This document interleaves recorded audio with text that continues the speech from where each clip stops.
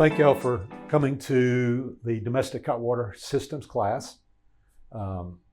Today we're going to go over one of 5 videos that we're going to create to help explain how we approach domestic hot water systems. Today we're going to go over hot water demands, and on the future videos we'll go over water heater types and requirements, calculating mixed water temperature, thermostatic mixing valves, and then sizing the domestic hot water loop and branch lines. When you're putting together a video like this, it's amazing how many different, how much information you can compile. And so it's hard to try and focus on one particular item so that we can dissect it in a manner that we need to. So the first thing I wanted to go over are a few notes regarding domestic hot water.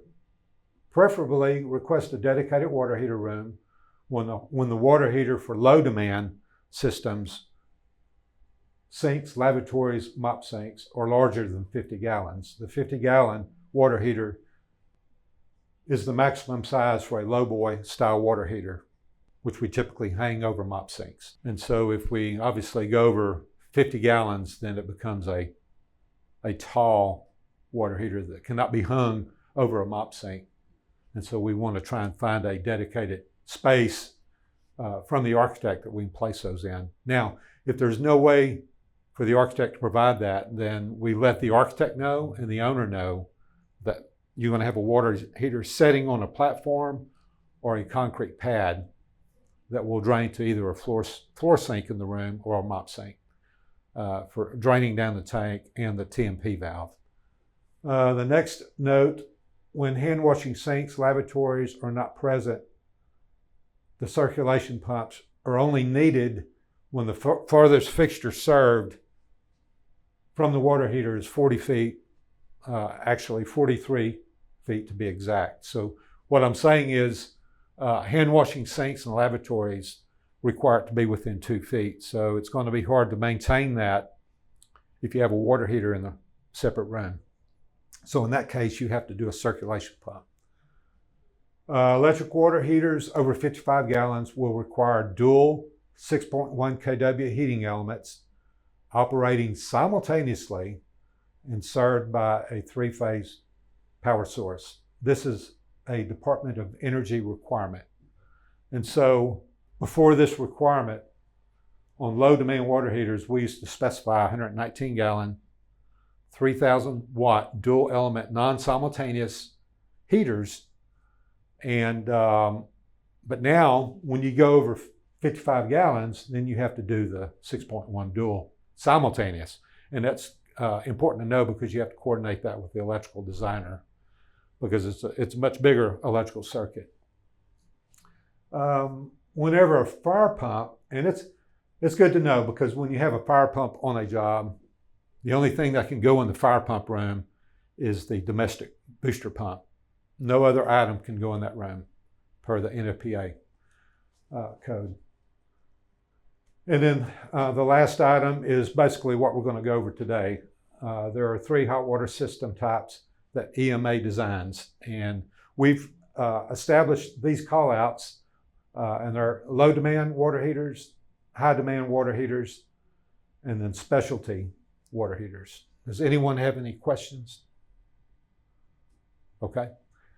So we'll go right into the difference between the low demand, high demand, and specialty. Low demand, if you think about it, think about a classroom wing. In a classroom wing, you're going to have classroom sinks, lavatories in the restrooms, and you're going to have mop sinks periodically for the janitor. So the whole idea behind a low demand is that we are relying on the tank size to serve that demand. And we'll get into the gallons per hour in a little bit.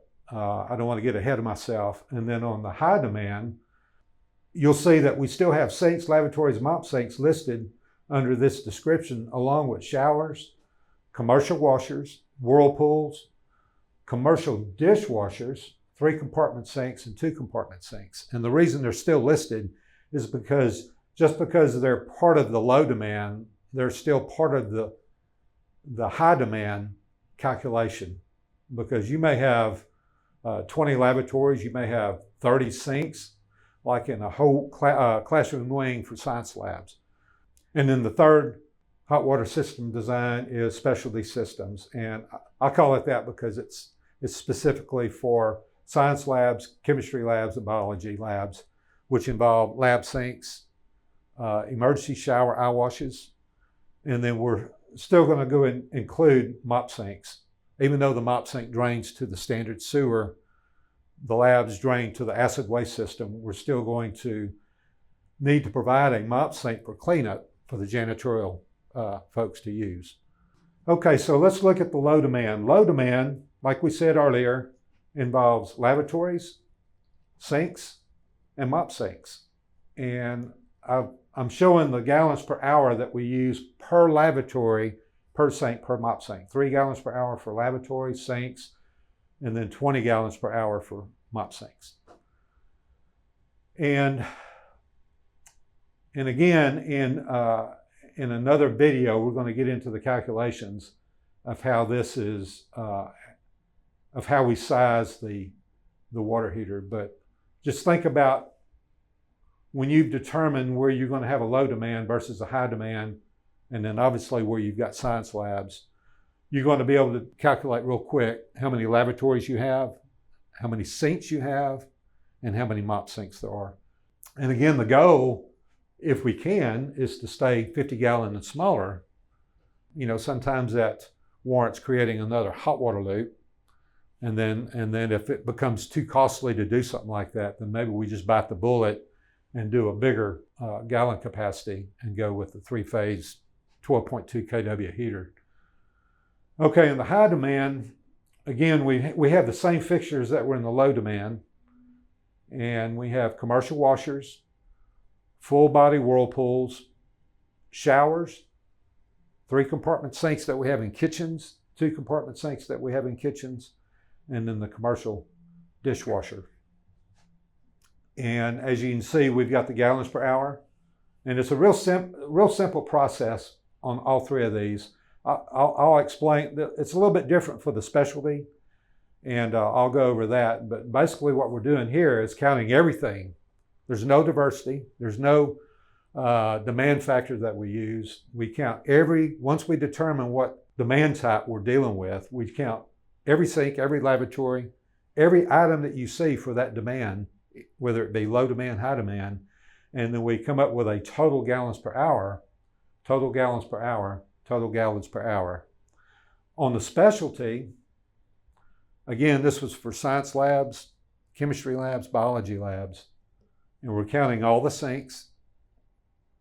We're going to count only 1 emergency shower, even though you may have 4, maybe 5, maybe 6. We're only going to count 1 because if we count every one, then that means that we have an accident, a lab accident at every lab sink. If we count every emergency shower, that's saying that we have a lab accident in every lab.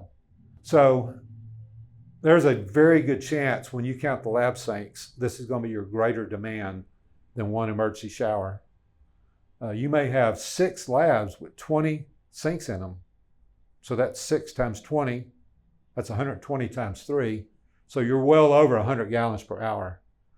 So that's something that we can discuss, we can talk about, see what the best option is. Maybe we end up creating multiple loops in a big science wing on a school. Or if the labs are actually on different levels, maybe we create a loop on the first floor, create a loop on the second floor, and if there's 3 floors, create a loop on the 3rd floor. We've actually had that scenario. Any questions? Okay. This item goes over the various temperature levels that we see on all 3 of these systems. Tepid water we use for emergency showers and eye washes, and it's between 60 and 100 degrees. And the whole idea of that is, you know, if you ever have somebody throw ice water on you, you know, you don't stand still, you move. So if you've got water that is comfortable, then you stand a better chance of staying under the water to get the acid off your body. And so the whole idea is to And you don't want to get burned, so you don't want it too hot, but you don't want it too cold. Tempered water is for hand washing, bathing. It's basically created for anti-scald. And then hot water is primarily going to be for washers, 3-compartment sinks, 2-compartment sinks, dishwashers. Whirlpools still have a thermostatic mixing valve, which we'll go over in a future video. And the other thing I want to point out, all water heater loops, all water heater systems that we design at 140. And another item I thought about that I don't have listed is Legionella. And so we'll kind of cover that when we go into thermostatic mixing valves and talk about the 140 that we hit the thermostatic mixing valve with, and then we blend it down to these various temperature levels. And I have this last chart. And again, the calculations that we go over in the future will help support the reason why I've got this, because this is an ASPE chart and it's showing the gallons per hour, but it's also showing some demand factors that you apply to these numbers that are provided in this table. On a future video for domestic hot water, we'll go into more detail comparing how we calculate it based on the gallons per hour and how ASPE has it listed for various fixtures for various building types. Well, I hope this helps you understand how we calculate our approach for low demand, high demand, and specialty hot water systems. And I thank you for your time.